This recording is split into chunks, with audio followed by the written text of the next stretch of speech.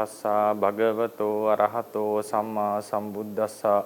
Namo tassa bhagavato arahato samma sambuddhassa. Namo tassa bhagavato arahato samma sambuddhassa.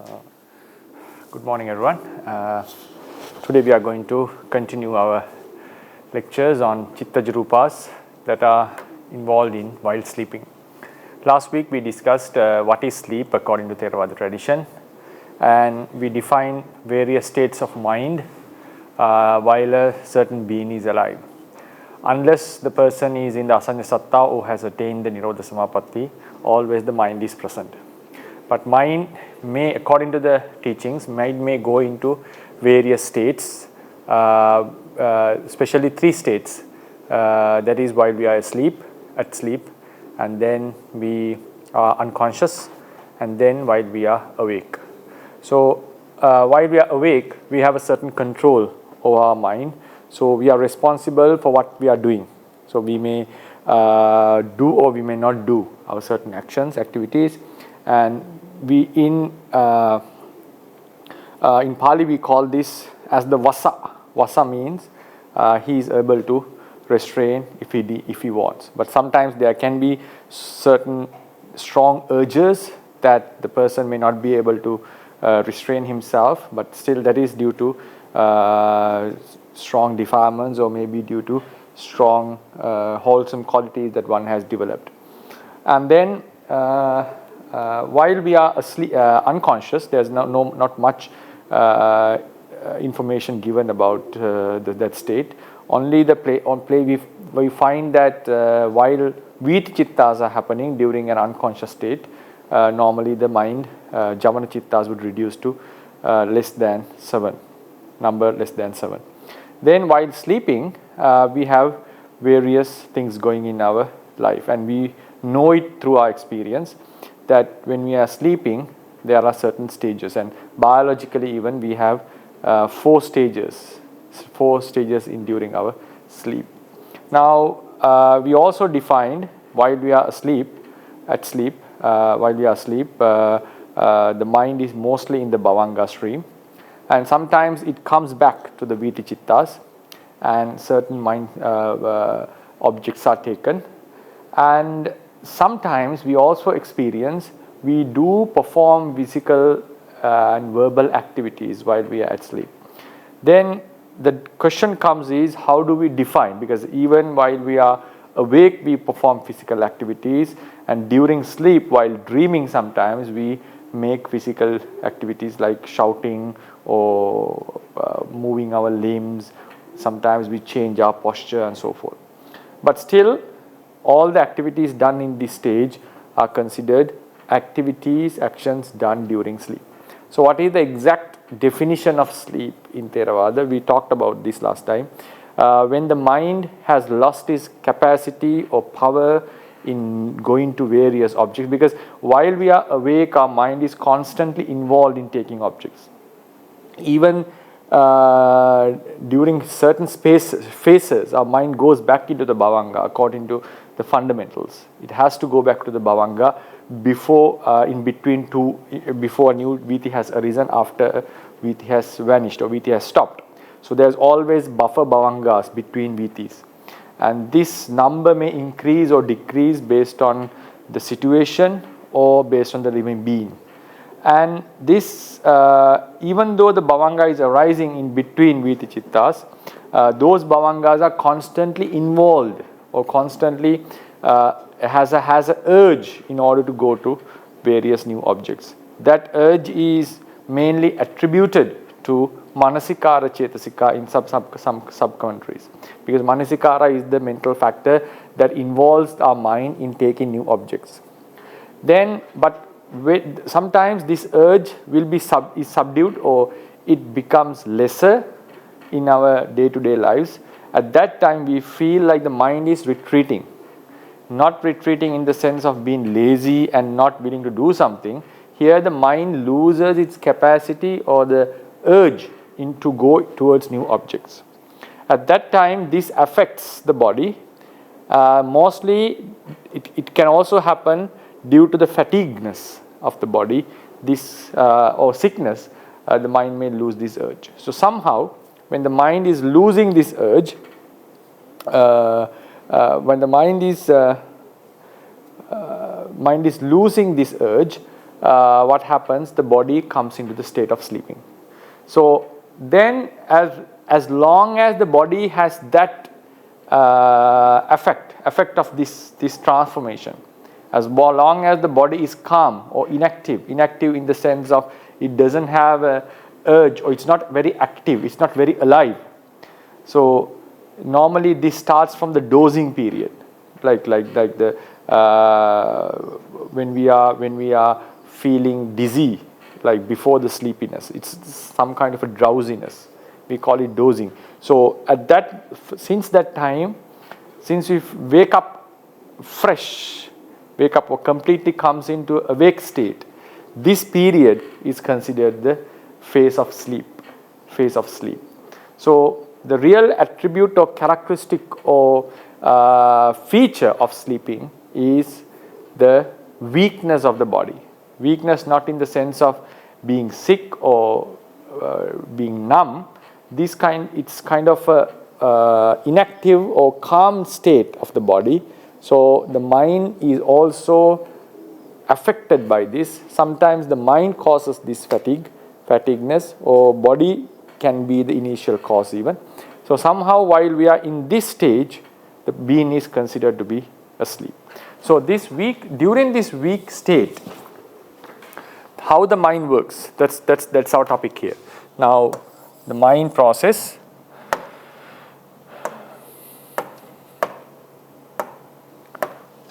Mind is processing. Whether we sleep or not, it still keeps on going unless we have attained the Nirodha Samapatti or Asanya Satta. This will keep on going. So in between, now think this is the start, this is the dozing period. From here, the weakness or the calmness starts, and then afterwards we are awake. Now the period between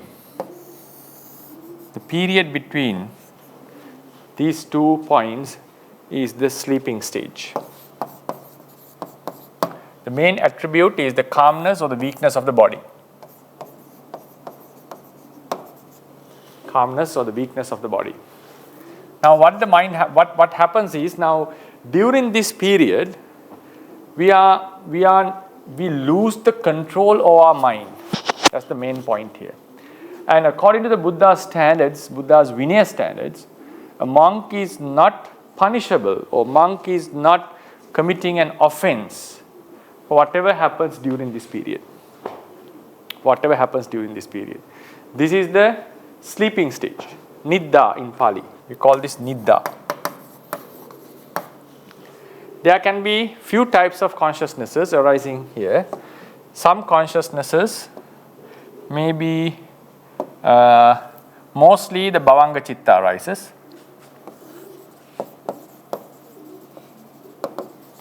Sometimes Viti Chittas may also arise.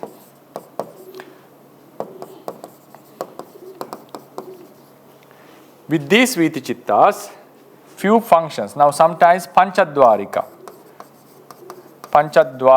Chittas means that 5 sense doors are involved. For instance, if a mosquito bites us while we are at sleep, it's normal that we unconsciously, without being aware, we rub it or we chase it away, and sometimes we do scratch our bodies while we are at sleep. So that's natural. So why do we scratch? Because we felt a sensation in a certain place. So it means the 5 sense doors are active, and the mind, according to Abhidhamma, a mind process has occurred. Sometimes if we touch someone, he may just remove our hand. Why is that? Because he had the sensation. So it's obvious that the 5 sense doors are processing during this period. So there is another point to be discussed, because while we are waking up, it is said that normally the first process, as another topic, the phase of waking up. Waking up never happens through a 5 sense door. It always happens through the mind door.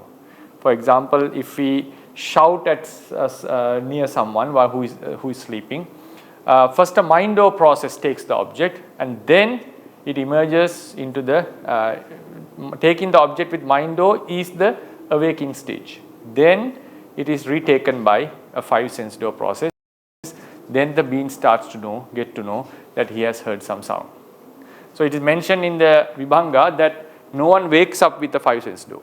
But it is obvious during this phase, while we are in between, while we are sleeping, 5 sense door processes are happening. That's why we are sensitive to our 5 sense stimuli through the 5 senses. So Panchadvarika Chittas happen. And then if Panchadvarika Chittas happen, it's always Manodvarika Chittas do happen. That's obvious. So these Manodvarika Chittas are twofold, we can say threefold actually. With some we see the dreaming. With some we perform activities, actions. And some are just cognizing. They just take maybe they are taking the objects that were taken by the 5 sense door, or just another mere object, which is not a dream. That's possible. It's possible to happen. So we get 3 types of Manodvarika Chittavitis during the sleep. So at sleep, mostly the Bhavanga falls. Viti Chittas may also appear, but these Viti Chittas are twofold, Panchadvarika and Manodvarika. In the Manodvarika process, we may have various functions of this. So dreaming is a special thing. Our topic is not dreaming actually, because dreaming is mostly related to the cognition. It has to be discussed under the topic of nama, what type of object is it and how the objects come to the mind on such stages. What are the incidences where we can, where the literature has discussed about various strange dreams. So it's a very big topic. So then mere cognizing objects is not a matter of fact to be discussed in detail, because obviously while we are awake we normally get thoughts. In the same way while at sleep you cannot take out the possibility of having thoughts even though we are not aware of that. That's obvious. Then actions, performing action. This is our topic here. Performing actions. Actions here refers to verbal or physical activities done during the sleep. So the best example that we get through in Vinaya is a very some type of a topic that we normally don't discuss in public, because it's not that much related and it's quite sensitive in countries like in Sri Lanka. If we talk such things, because it's related to our sexual desire. So it seems like these topics are taboo in some countries, but these are topics that can be discussed. Obviously in some countries or some societies, these are nothing to be worried. So the best example of activities during sleep is found in Vinaya, and there's a rule called Sukha Visatti. Sukha Visatti is emission of semen. This is only discussed related to males. There's no rule for bhikkhunis related to this, though they also have such biological process. But Sukha Visatti is emission of semen. If an intentional emission of semen, because semen is normally it is emitted due to lust, and that's a biological thing, and it is very necessary for reproduction. But it also causes, it is one of the biggest pleasures a being is desiring for. Because one of the strongest desires is the sexual desire, which is very difficult to be subdued. And monks are supposed, because they have given the vow, we have taken the vow to live a celibate life. So they must, or they ethically they have to abstain from all the sexual activities as much as possible. So Buddha was very strict on promulgating rules for monks regarding sexual activities. Sexual intercourse would make the monk to lose his monkhood forever in this life, and he'll not be able to get the ordination again. Then touching a woman with a lustful thought entails a very grave, heavy offense, which we call Sanghadisesas, and the process is very daunting to purify ourselves. Then speak in lewd speech regarding the anus, vagina, or sex with a woman is also a very heavy offense. Then requesting for sex is another heavy offense. Among them, there is an activity that the monk may do by himself without the involvement of someone else. That is emission of semen. Sometimes we call masturbation. Masturbation, emission of semen intentionally. And this involves it's also a heavy offense. And Buddha has really rebuked this, the monk who used to do that. Because the monk who does it loses his glory in the celibate life, because the quality of a monk increases if he is able to subdue his lustful feelings and to continue in his Sila Samadhi Panya path, which is completely against the worldly affairs. So what happens is, when the rule was put down, laid down by the Buddha, it was a very strict rule. There were no excuses actually. What happened was this process, this activity occurred while the monks were at sleep, while they were sleeping. The unrestrained person, if someone is not restrained from such lustful thoughts during the daytime, these thoughts can come up while the person is at sleep, especially for monks who are subduing this desire. So they are restrained from sexual activities, but thoughts may arise in them. But if someone entertains such thoughts during the daytime, there is a very high possibility that such a emission could happen while he is at sleep. This can happen in two ways. Sometimes it can happen naturally while the monk is dreaming, having a lustful dream. And sometimes the monk may involve in doing this activity physically. That is also possible. So what happened was, when this was informed to the Buddha, Buddha said yes, but he was not worried about emission of semen or semen coming out, sperm coming out when the body is not moved. It can happen even, for some it can happen during daytime even, while entertaining lustful thoughts. There are occasions, and is also recorded in Vinaya. It's practically that can happen. Sometimes the semen could emit while entertaining lustful thoughts, even while he is not making any physical movements. But during while sleep, so there is no offense for that. If it happens even while the monk is awake, if he entertains lustful thoughts and semen emits, there is no offense, because Buddha has not promulgated rules to control the mind, promulgated rules for the mind do, only for the mind do. Sila is mainly in order to restrain physical and verbal activities. So having lustful thoughts, entertaining lustful thoughts, it's not encouraged, or it's detrimental to the practice, but it is not going to breach any rule. So this could happen while dreaming as well. So it was not his concern, because even while we are awake, such thing happens. No, there's no issue, there's no problem. So the thing was, sometimes monks had experienced that they were emitting semen while dreaming or during the sleep. While they are at sleep, they were emitting semen. So what happens is, then when this was informed to the Buddha, Buddha said, yes monks, there is an intention, there is a physical involvement. It means there is an intention of doing that, and then the intention was to emit the semen, and the lust was there. Because in Kathavattu we find there was a debate in during the reign of King Asoka. Some scholars or some schools of the era argued that Arahant could emission of semen, or semen may come out, or Sukha Visatti could happen to an Arahant, even though he is not doing it physically, and as a natural process it can happen. But according to Theravada viewpoint, emission of semen, or if semen moves in the body, if it comes out, if some kind of a biological process happens, it is only due to lust. Nothing other. It cannot happen without lust. So that is the viewpoint of the Theravadians. It is in the body of an Arahant. It is found as a biological entity. But in order for it to emit or come out from the body through the penis, it has to, there has to be a lustful thought. So the final conclusion in the Theravada is, Arahants do not happen, do not have Sukha Visatti. It means sperm never comes out from their body.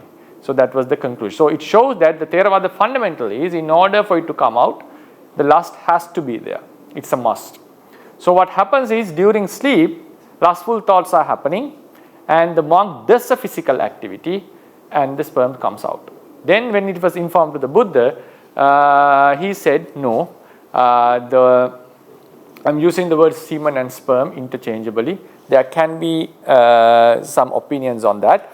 I'm not going into that detail. The cells are sperm and the semen is the liquid and all these. I'm referring to this as interchangeably.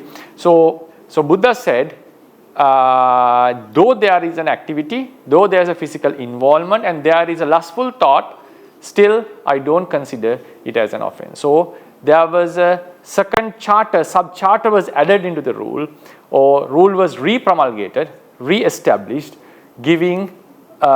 excluding the emission of semen during dream. Anyatra supinantha. So other than emission of semen is a heavy offense, other than when it happens during sleep, right? So that was the thing. So now this shows that this discussion has been, this topic has been discussed in this, under this training rule, how actions can happen while one is asleep.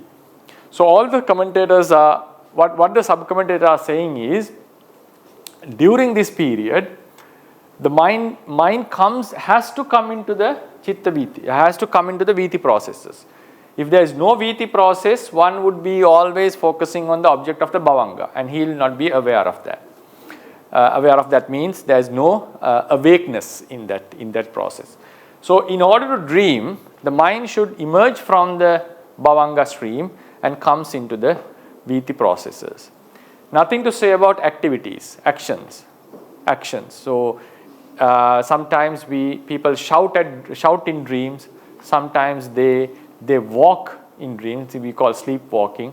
There are some occasions that humans sometimes fight in while asleep, and emission of semen is obvious. It can happen, and this has been discussed in Vinaya as well.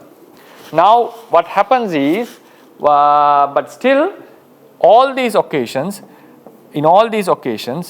Buddha has made a statement that Theravadians are very confirmed, very solid on this. There is no offense for all the activities that are done during the sleep. Though this was applied in the Sanghadishesa rule for emission of semen, this is taken as a general statement. So what is the difference when they are discussing about discussing the difference between activities done while awake and during sleep? The argument of the commentators is, if something activity was done while we are awake, there's no reason for the Buddha to release the person from the offense. There's no reason to release him from the offense. If these activities happen while we are awake, there's no reason. Then if he was in the bhavanga stream, if the mind was in the bhavanga process, there's no way one could see any object or to have a lustful thought. Now think about the emission of semen. If this emission of semen, now the discussion what happens is, what is the state? The monk has done something, and it has been done with the viti chitta, manodvarika chittas, and to which category should we include this? If he was awake, there's no reason for Buddha to release him or to give a pardon or to exclude this activity from the offense. Because if he is awake, there is no excuse. He has done it deliberately. Then if he was at deep sleep, while asleep, there's no way that lustful thoughts would come up. There's no way they would come up, because bhavanga is a resultant consciousness and it has a specific object, and that object was taken close to death in the previous life. So it's impossible to have lustful thoughts if the bhavanga stream is continuing, and it's impossible that the Buddha would pardon the activity if he was awake. So what is it? But still we know that in order to perform activity or see an object, the mind process has to occur. So Normally we define our general explanation, while we are asleep, the mind goes into bhavanga, while we are awake, the viti chittas happen. Now this is a very special stage. This stage is called kapininda. Kapinidda. Kapinidda or nidra. Kapinidda means, the literary meaning is the sleep of the monkey. When a monkey is sleeping on the top of a tree, on a branch, he always leans his body to a branch or holds a branch. But the monkey still needs to sleep. So if he cannot go into a very deep sleep, if he does, there's a very big opportunity that he may fall down. Therefore, his sleep is always constantly broken. So in the deep sleep, the bhavanga stream continues uninterrupted. But there is a stage in which the mind comes out from bhavanga and again goes into bhavanga. But the bhavanga length may be longer than that is while we are awake. While we are awake, even there are buffer bhavangas going on, but a lesser amount. While we are asleep, it constantly goes to the bhavanga. At the same time to time it comes up and goes into I would say, rather than falling into, goes into mind processes.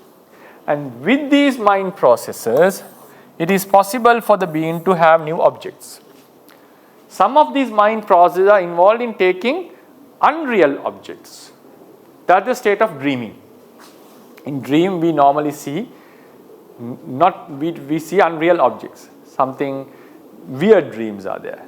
Even the dream is indicating something that is going to happen in future.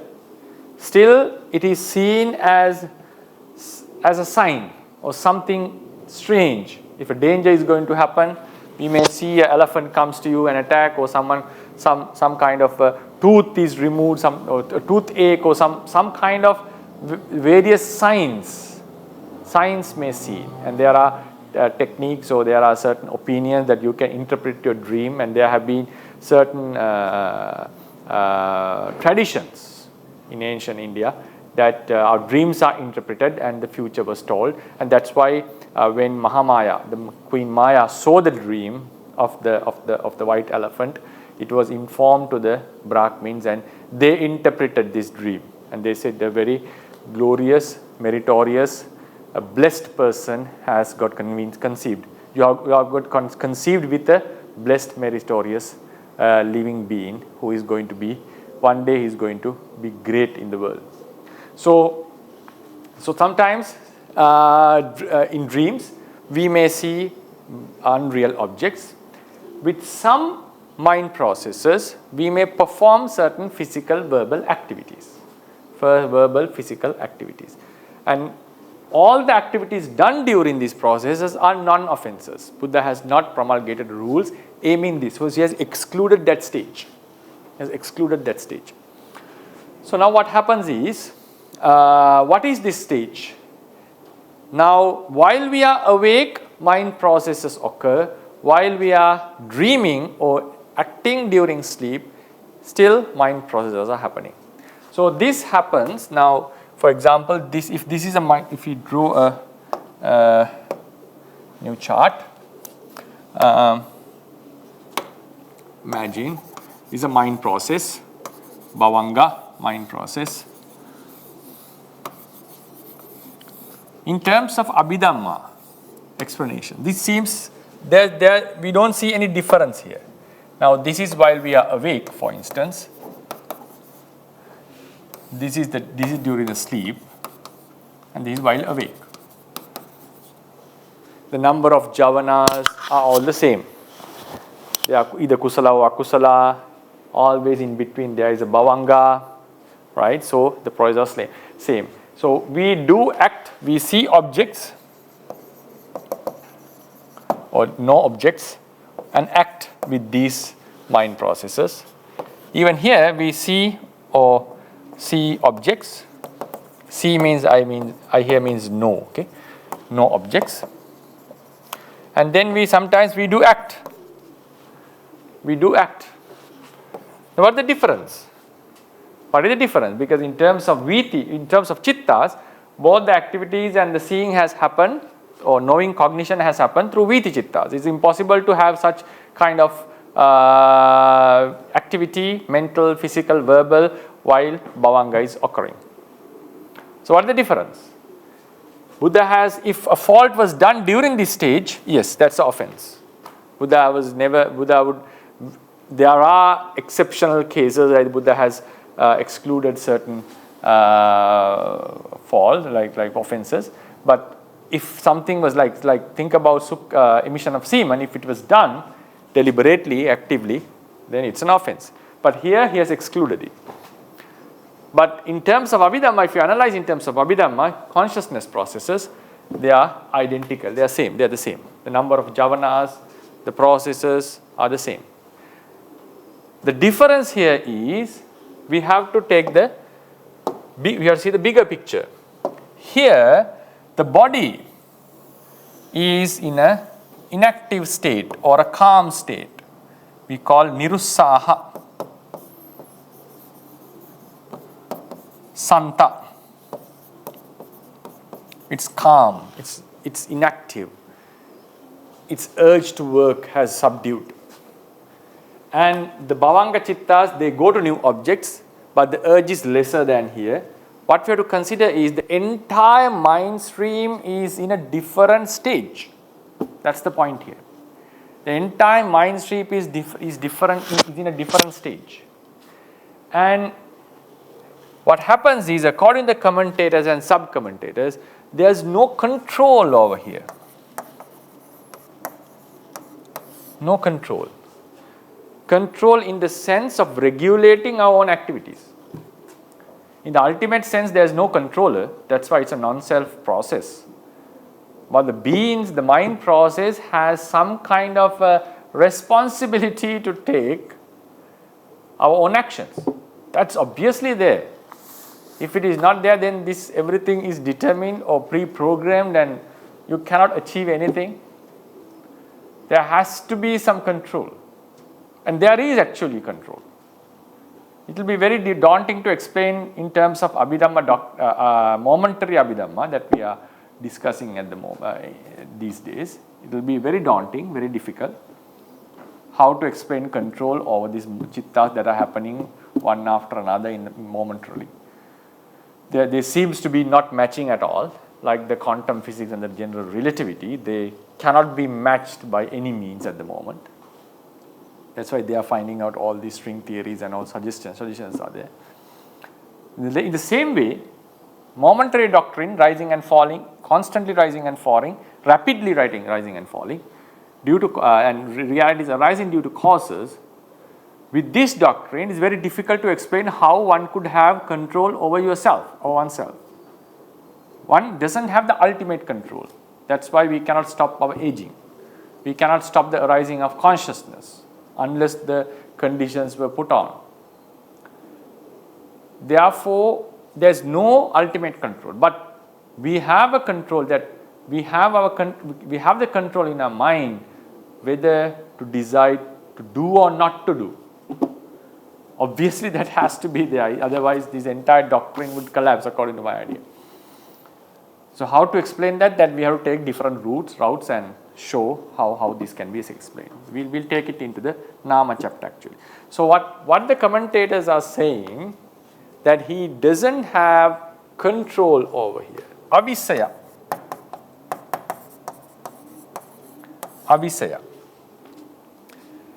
While asleep, mostly these activities happen while dreaming. The being may take an unreal object that is not actual, and he's not aware or he's not in the control of regulating or preventing or intentionally involving in certain activities. Therefore, the commentators say, if emission of semen is happening while dreaming, while sleep, if he happens to awake and he feels like he is now in control of his actions. Because after we are awake, we decide whether I get out of the bed or remain on the bed. That's our sole decision. There can be reasons that trigger this, like I'm so drowsy, I feel a little bit tired, so I just wanted to stay there. But it was a deliberate decision taken by us. If I felt, no, I should wake up and go to chanting, or I should start meditating, that's also a decision taken by us, taken by the consciousness, which is not a self. That's a different case. So, there is during this period, we have a visaya, we have vasa, we have a control over our own activities. And if he happens to continue his emission, physical process of masturbation after he's awake, then there is an offense. What the commentators are saying, if the monk understands that he is doing something that doesn't suit the monk life while at sleep, and sometimes there are lucid dreams. Sometimes we are aware, sometimes it seems like we could have a control, and so sometimes the mind goes up and down. So still, that's not the case. The monk should have complete control over his actions. He should have complete control over his actions. At that time, the commentators have instructed to be still. Nischalena bhava, so be still. Don't do any activities. If the semen is emitting, it's an ongoing process, and if you understand that the monk understands that he has control over his activities, don't try to do anything. Don't try to touch the organ, or don't try to press your penis into a bed or anything. Don't go with the flow, because the lust has already arisen. That's very difficult. It's a very difficult moment to control. But the thing is, after he's awake, normally he knows, oh, I'm doing something that is not suitable for me to do. And I'm a monk. That awareness comes, suddenly it comes. And then if he continues it, he knows that he's doing it. Then the guilt will come. Surely he knows that I did it, because it was done deliberately. Sometimes there can be a gray area.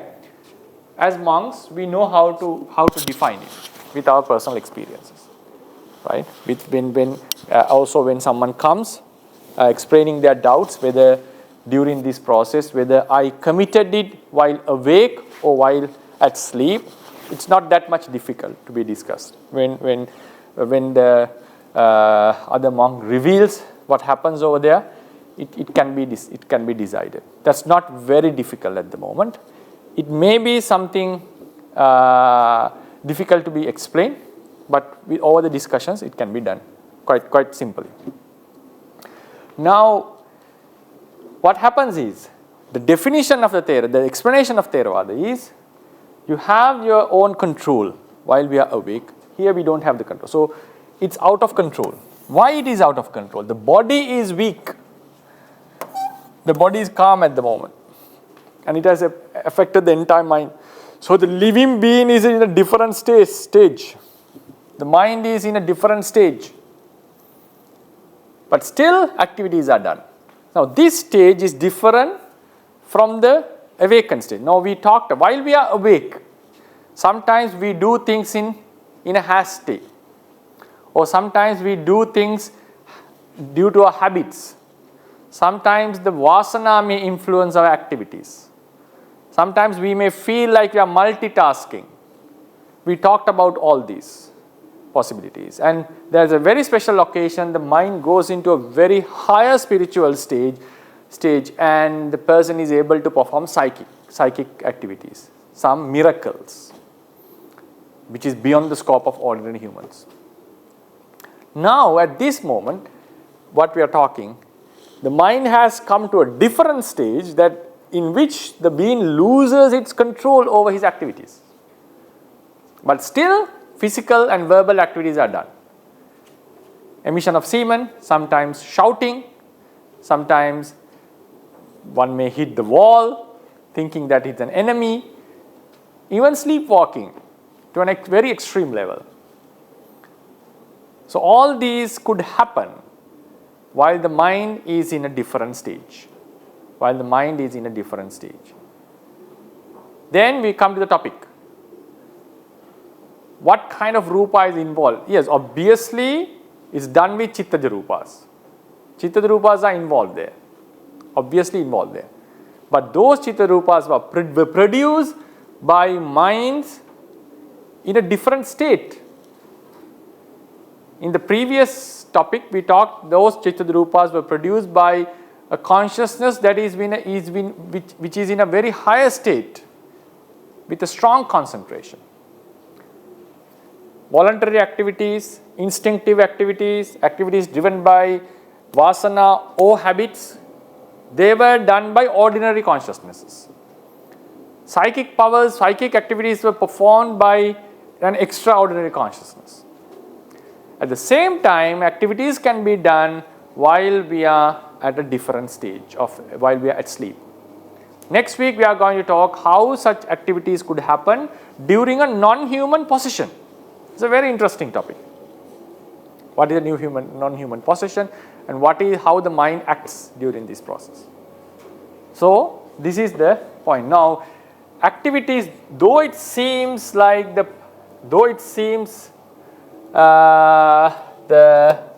mechanism is identical, what has happened is the entire mind stream or the entire life has fallen into a different state at this moment.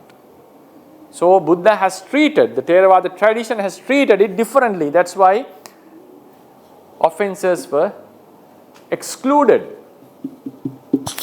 from this state. There's no offense. Commentator says there's no offense given to activities that are done at this stage. Why is that? The monk doesn't have a control over himself, and mostly he's seeing something unreal. Is there a way to restrain here? Yes. For that, one should be an arahant. Yes. If one is an arahant, he will not see dreams. He or she will not see dreams according to Theravada teaching. There's also another fundamental. Arahants do not see dreams. Why is that? Because in dreams we see unreal objects, and this is influenced by our vipallasa, hallucinations, like defilements, uneradicated defilements. So even Anagami could see a dream, Bodhisattva saw a dream before his enlightenment, and that is also still because he has not eradicated defilements by then. After the eradication of defilements, according to Theravada teachings, there's no way a person would see dreams. And it seems like, the next point is, does he do activities while asleep? That's something to be discussed. He may not act based on the dreams, but can an arahant change his postures during sleep? I have no experience to practically discuss about this, and nothing is mentioned about this in the doctrine. Nothing is mentioned about this in doctrine. But obviously, if a person is an arahant, no violation of any activity happens because there's no defilements. Then what about the putujjana? Yes, putujjana. Then the Buddha said, in order to prevent ourselves from this happening, because for a monk it is not suitable. Monk lives a celibate life, respected life. So if we want to maintain a very high standard, even such things should not happen while we are at sleep. Because it happened once. Monks were sleeping together with the lay people in the Dhamma hall after the Dhamma was preached by the Buddha, instead of going back to their quarters. And they used to roll here and there, the robes were removed, and they were speaking in dream, and all these incidents happened, and the lay people started to criticize, look at the way they are sleeping. So it is better for a monk to maintain some discipline even during this sleep. For that, one has to be mindful while he is awake. So do some meditation before sleep. Go to sleep mindfully. Then the sleeping phase we would not encounter or experience these kind of hazards during the sleeping phase. That could be a very calm, peaceful sleep. Then, regarding that incident, but still Buddha didn't ask monks to stop these activities during sleep because he knows it's not possible. It's not possible that every monk could live a fully mindful day and maintain a good discipline during sleep. So he knows that is not probable or practical. So then he said, because of this incident, don't sleep with lay people. That was the rule. Instead of saying you have to restrain and you have to control yourself in day-to-day life in order to have a proper sleep, to behave well during the sleep, no, he didn't advise like that. He encouraged monks to be mindful so you will not fall into such hazards during the sleep. But the rule was promulgated not to sleep with lay people. And said, no, you should stay apart from them. So that's how, that's why then the allowance was given to sleep for 3 nights because of the samaneras, anupasampannas, non-ordained ones. Samaneras, small ones are there. So we cannot give up their responsibility. So it is possible, we have to take care of them. So we are allowed to sleep for 3 nights. But then the 4th night, either you have to wake up before the dawn, there are procedures. So he will be able to keep a samanera. Monk is able to keep the samanera with him. But this should not, the allowance should not be taken for the lay followers unless there is but it is applicable unless there is a situation that we cannot avoid. With ladies, no, females, the allowance was very, the rule was very strict. Not even one single moment you can lie down together with a lady in a confined area. Even there are some other people. So the rule was quite strict. So anyway, so what he did was, instead of asking monks to restrain during the sleep, because which is not practical, he said don't sleep. But in other places, he has suggested go to sleep, have with full mindfulness, so you will not have these hazards during the sleep. The point here is activities are done with kaya viññati and vaci viññati produced by viti chittas while we are asleep. So the thing is, though the mechanism seems to be equal to what that is happening while we are awake, the thing is the entire mind stream has dropped down to a different level. Then it is said, even though some activities are done, like for monks emission of semen, or sometimes a very bad activity, maybe killing a mosquito, or some activities are done. If it was done during,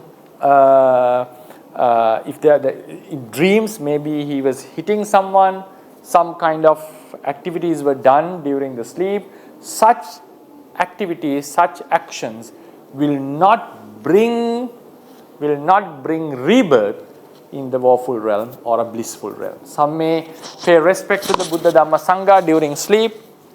So since the mind is quite weak at this moment, all the activities or karmas done, they become karma because the person has not eradicated defilement. That's why he is seeing a dream. And those kusala and akusala chittas have the capacity to give a result, but they are not capable of giving a rebirth. Why is that? There are 2 reasons for that. There are 2 opinions of this. Since at that moment the entire body is in a weak stage, the heart base or the base where the mind depends is also quite weak.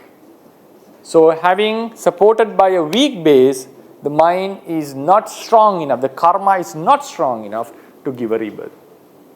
The next point is, some of it is of the opinion, the object is unreal.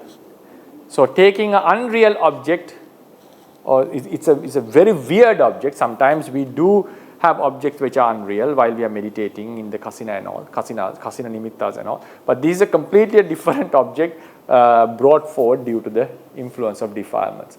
So since the mind is taking a very weak object, not an unreal object, the mind is weak to produce a rebirth. So there are opinions of this as well. So it shows that actions do happen while we are at sleep, and they are also done by Chittaja Rupas produced during the sleep by Viti Chittas that are happening occasionally. Right? This is our lecture. It was a very interesting topic, and I hope you had some idea. One would say there's nothing much to discuss on this, but this gives us, this broadens our perspective in the Theravada teachings. So that's why I chose to talk about it. Then we move on to a very interesting topic next time, how activities are done during a non-human possession. I may take 2 days to discuss it because it's a very long topic, but that would also give you more insights about karma, about how the mind is processing, and how mind could be influenced from an outside force. Right? So that will also elaborate more and more fundamental. So I'll give you the opportunity to ask questions. Venerable sir, may I ask my question? My question is, most of the dreams are like fantasizing, and not all the dreams, some are very specific dreams. My question is, do the dreams reflect, at least to some extent, do the dreams reflect the nature of the life continuum? Life continuum? Yeah, life continuum. Other question is, now I want to know whether the life continuum is especially active during the dreams and sleeping time as opposed to other times. I'll start with the second question actually. The nature of life continuum is quite different while we are at sleep than that is while we are awake. Because while we are awake, we know that constantly the mind goes into new objects. So there is an urge in the mind stream. Collectively taken, there is an urge in the mind stream to go to new objects. And we know that normally object connects to the mind stream, or the mind stream goes to the object, and there's a contact, some kind of a connection, even at the stage of bhavanga.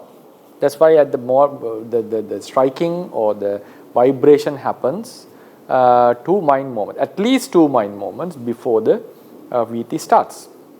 So it shows that there is kind of a constant urge in the mind stream to go towards the object, because objects that are coming to the mind door are not similar to that of 5 sense doors, because in 5 sense doors, whether we like or not, is a physical contact is happening, but in the mind door there is no such a physical contact. What happens is the mind goes towards the objects, and who takes the mind towards the object, there is a certain urge in the mind stream, and that urge is attributed to the manasikara chetasika of the bhavanga chitta. Manasikara chetasika of the bhavanga, because the manasikara is what makes the mind to take new objects. Like when the mind, one consciousness passes away, new consciousness arises taking the same object mostly, sometimes a different object. Why is that? Because the manasikara makes the mind, or involves, it makes the mind to involve in taking objects. At the same time, while the bhavanga is continuing, because this nature is there, manasikara is always in search of an object. So the manasikara of the bhavanga chitta, while it is taking the past object of kamma nimitta or gati nimitta, it's also, the urge is still there. Due to that urge, whenever we think about an object and we start to forget it, and a new object will come. That's the nature of the mind. Even it happens to the Buddha, it keeps on going. New objects are coming.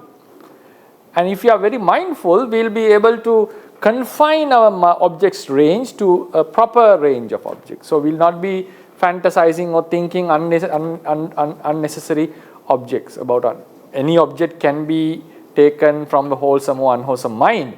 But if we know that our mind is constantly going towards some person or something that is not very wholesome, obviously there is some issue is there. So that's why the mindfulness is very important, because the urge will be there, urge will continually be there. Whether we are mindful or not, the mind, it has a certain urge to go to new objects. And that urge is attributed to the manasikara chetasika. What happens is, while we are at sleep, when we enter into that weak stage, take it as a one phase So what happens when the body goes into the deep state, like a weak state, the mind loses that urge. What happens is, therefore, unlike while we are awake, the mind doesn't go into new objects. The mind stream is in a very calm, subdued state. So the bhavanga, the manasikara of the bhavanga chitta has lost that urge. Not completely, it's lesser now. So therefore we see a very huge difference of bhavanga, bhavanga, while we are asleep and also while we are awake. Then the nature of dreams, does it reflect the nature of our bhavanga? To some extent, I would say, if we go very deep with a deep analysis, because the objects that we encounter in one life, some objects are limited to the nature of our bhavanga, because a person who has a two-rooted bhavanga would never see or encounter patibhaga nimitta in his life, and he would not understand or see the non-self characteristic in this life. So nothing to say about a person with a bhavanga, rootless bhavanga. So the scope of objects are limited by the nature of bhavanga, and if someone is constantly seeing some type of similar dreams, I would say the nature of the bhavanga has obviously limited the range of objects, our objects. So that's why we will not be able to, and also it is determined by the nature of the wisdom that we have. So we can say bhavanga restricts the level of wisdom, because there is always a limitation that we can reach based on our bhavanga. And with this wisdom, the object range is also already confined. Will not be dreaming some very deep or profound objects normally. But if someone is constantly seeing a typical dream or a similar dream, but we would say that reflects the mind state of the person while he is awake. If he is constantly involved with some object all the time, there is a very high possibility the person may have a dream related to that object. So I would, rather than going into say the bhavanga, the dream reflects the nature of bhavanga. Bhavanga has a contribution of limiting the range of object one would encounter in a certain life, but the nature of dreams is mostly due to the nature of the mind while we are awake, or it could be something purely physical. It could be something purely physical, that the person may be seeing some dreams due to a physical defect or some instability of the physicality of the body. So yeah, that's how I would like to say it. Like I don't see a very huge relationship between the nature of the dream and the bhavanga, to my knowledge. Thank you much, Theravada. May I have your permission? I'm Thiruvan Saranai. Actually, I need to tell you the little background of my question, because when you, in your lecture, you said while a person is in sleep, he has no control, and you linked it very nicely with the Vinaya Niti and explained, so Lord Buddha had even taken it as a light offense when you emit semen during sleep. So with that, what the thought that came to me was, because there's another area which you did not speak in detail, but on the first day you said that, mentioned that, the Jagariyana Yoga and Antar Jagariyana Yoga, or something like that. So anyway, I'll come to that later. My thinking was that Yoniso Manasikara and Ayoniso Manasikara are the two things which controls the physical action of the body. And body in itself cannot do anything, including emission of semen or any other organs, even during sleep. So if something happens, the mind has to be awake to some extent. Maybe there are different mental factors which are making it either strong or weak. Probably, this is only thought. I am not read it from anywhere. I cannot say that I have got it from Atua or Tika. The thought that came was, when virya is in a weak state only, we really go into sleep. And as a result of that, the chetana also can be weak. So, because of the intention and the energy are weak, probably those mind streams or the chitta viti are also weak, the javanas are weak. So, that is the dreaming process, and as a result of that, we may have an excuse. But Lord Buddha has also mentioned, even when he is training a monk for achieving Nibbana, one essential part is the Jagarayana Yoga. So Jagarayana Yoga, the way you do that mind stream that day, it's Bhavanga and conscious mind. Bhavanga, you put an I there. I took it as a conscious mind. So likewise, intermittently you are there. And also I have read in Tripitaka that the Jagarayana Yoga, when it is properly practiced, there is Sati Sampajanya in it. Arhats and Lord Buddha is always spending that time that they are lying on a bed with Sati Sampajanya fully with full Sati Sampajanya. So with that they have full control over the body. So what you explained about Arhats and Lord Buddha perfectly goes with that. Because they cannot see dreams, they cannot cannot have any physical action without their knowledge. So what I am asking is, if I think like that, is it correct? Or if I am wrong, please explain why. First thing is, sleep is mainly attributed to the physical weakness. But actually at that time effort can be weaker, or chetana is weak, obviously. So the question that is asked, what is the reason? That's what the teachers have asked about this, the commentators, sub-commentators. So the entire mind, the thing is, it's not about one chetasika is attributed to the mental process. So we have to, in Abhidhamma, normally we don't discuss certain things. Like our mind stream goes into certain stages. Stages of mind are there. For example, if one is born as an animal,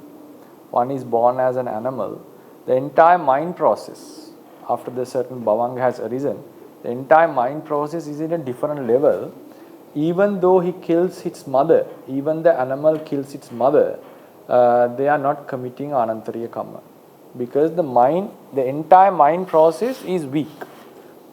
And then this is talked about while sleeping, and there is another statement about while one is completely insane and while one is fully afflicted by a severe pain. There are few occasions that the exceptions were given from the offences, but it's rather attributing to a one chetasika. What I personally see and what the books have said, it's the weakness of the mind, and the mind loses its urge to go to new objects. That's what the Paramattha has stated. So this urge is lost in few occasions when the body is sick and falls into the weak stage of sleep. So sleep is mainly attributed, it's a physical phenomena. Sleep is a physical phenomena, and it does affect the mind. Sometimes the mind may lose its urge and it may affect the physical body. Sometimes the physical body is affected first and it affects the mind. So it can happen either sides. But what happens is, while we are asleep, the entire mind is falling down. So one can perform activities during sleep, and another point what happens is losing the control over the sleep, losing the control. Then Jagarana Chitta and Antarjagarana was not related to Jagarayana Yoga. Jagarayana Yoga is a different practice, but there is one element of awakeness. So now we are in Jagarana Chittas. Jagarayana Yoga is he keeps his mindfulness throughout the day and sleep only during a specific period, and all the other time he keeps on practicing wholesomely. That's called Jagarayana Yoga.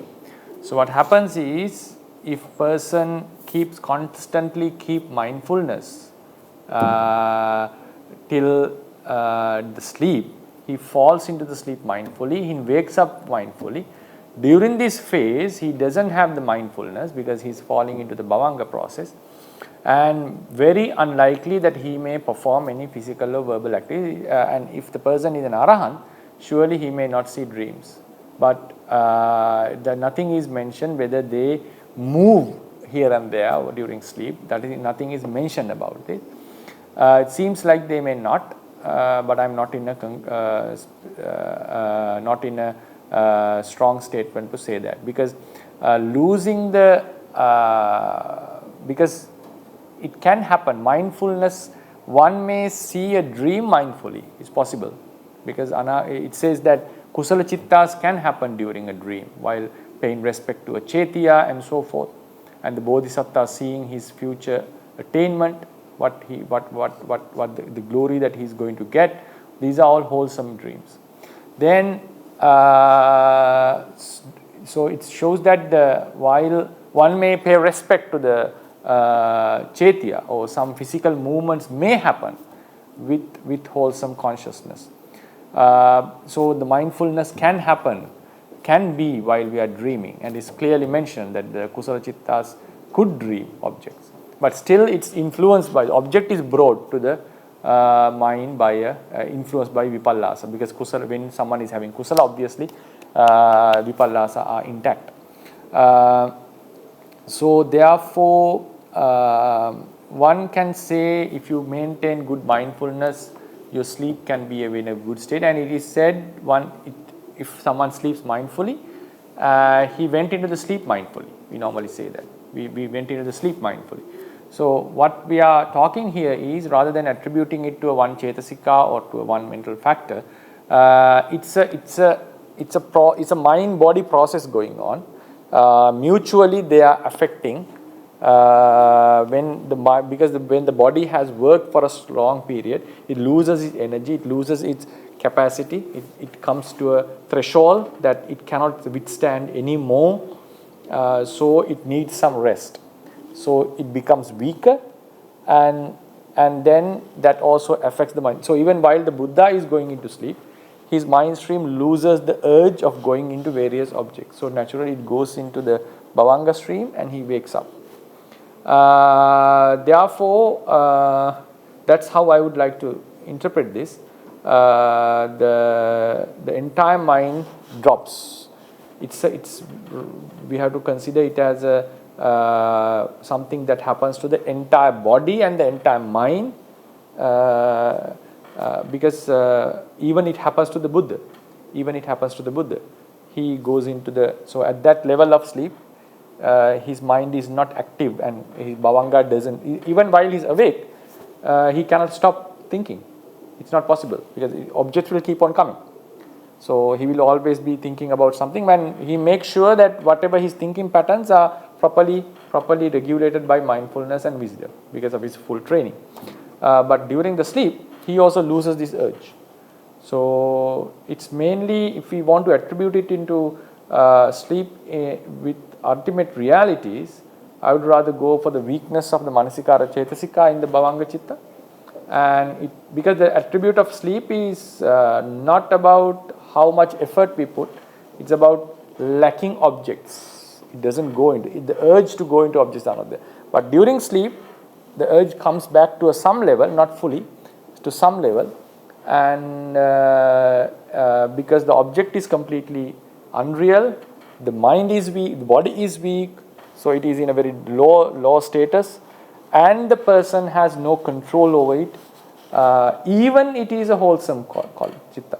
Even in the wholesome chitta, the person doesn't have control because he doesn't know, he cannot regulate what is happening. It's naturally going on. It's naturally going on. Like when someone is insane, he will not be able to control what is going on. But it's quite different from this stage. A similar stage, it's just happening. It's out of our control. We are thinking, sometimes we may kill someone or something, hit someone. So none, but still we are accumulating kusala and akusala. Sometimes we may do some wholesome deeds as well during the sleep. So that's how I would like to interpret this in a broader context. If I am permitted to ask another connected question, actually, how this thought process started was from that. Because even in meditation, you keep the body calm and quiet. When you're especially doing sitting meditation, mostly in sitting meditation, you keep the body calm. And when you do 1 hour of such meditation or whatever, you feel fully relaxed also physically. But my point is now... Okay, it's different, no? You cannot compare these two. Calmness while meditating and calmness during sleep are completely different, because you can maintain the body posture while you are meditating. While sleep, no, yes. It just falls down. Yes, so that I fully appreciate. But if you look at the anisansa or the results of metta bhavana or buddhanusati, it is clearly stated that you will sleep well and get up well, and even you won't see bad dreams. Napapakam supinam kasati. So definitely the status of the mind has an impact on the sleep itself. So a person who is very, very tired, even if he goes to bed and lies in bed, he cannot fall asleep if the mind is not calm. So that is why those meditational practices help a person, because such a person, moment he lies in bed, he will go into a deep sleep, and it will be even difficult to wake him up immediately. So that shows his mind has gone into bhavanga. At that stage, you very correctly explained that Panchadvara Vajana will not work. So it is based on that. My mind started working on this. So I was of the opinion that sleep is more due to the action of the mind rather than the body itself. Then while meditating, people fall asleep, and some people even think that they have gone to Nirodha state. So that happens when the physical body is very calm and the mind is also highly concentrated. So these are, I'm sure you know, and you have learned it from Kammatanacharyas, that falling asleep at that stage of actually the only difference. No, because it's the question is going different way, because we don't sleep with wholesome mind actually. Most of the sleep happens with akusala chitta. Because before sleep we go into thina middha. Thina middha is unwholesome state. It's not a calm state actually. So the calmness of the sleep and the calmness of meditation is completely different. Calmness of meditation is because of lack of defilements. But a person or everyone sleeps. So most of the time even putujjanas, sekhas fall into sleep with thina middha. So thina middha is dosamula chitta or lobamula chitta. So we cannot attribute this calmness of the body in meditation and sleep are completely different. They are completely different states. And the calmness of the mind and the calmness of the while meditating and calmness during sleep is completely different. Because calmness of sleep is attributed of not going into various objects. But while meditating, you cannot stop the thought pattern. So when we are concentrated, one can easily go into that different state. So the word calmness, santabhava nirussaha, the word nirussaha shows that, because while meditating the mind is so active, it's so powerful, though it's not affected by any defilements. The virya element is very strong in meditation. And the mind is constantly going to the vitakka is there and is constantly active. This completely loses when we go into meditation. And most of the beings fall into sleep. So it loses when we go into sleep. So most of the beings fall into sleep through Tinamidda, which is a akusala chitta, and it happens lots with dosamula chitta as well. So what the point that I was bringing and what the commentators are saying is that this calmness is also causing, the calmness means bhavanga, it goes back to the bhavanga, and the bhavanga has lost the urge to come into the viti chittas. So this causes the body to be weak, and sometimes the weakness of the body can cause this, and it's trapped. Even though the mind may have wholesome or unwholesome thoughts, it doesn't come into the active nature because it's physically trapped. Mind is weak, body is weak. So when the entire body is weak, hadevattu is weak. So the mind cannot come into its full capacity. So that's why the sub-commentators are attributing. It says, what is nidda? Ittavatha karajakayasa nirussaha santabhava akara viseso niddana. What is nidda? Is a definition is there. It's the calmness and the inactiveness of the body, which is the sleep. That's how it is defined in Theravada. So what I feel is we cannot equalize this calmness in meditation of mind and body and the calmness of the mind and body in sleep are completely two different processes. Actually, what you said just now, I have no conflict at all. I fully accept it. But one point is, which is not very clear to me, is even when a person feels very, very weak, physically weak, that I'm talking about the body, physically weak, that is sensed by the mind. That is sensed by the mind, and it is the mind which really makes the decision to put the person into sleep. No, it happens naturally, right?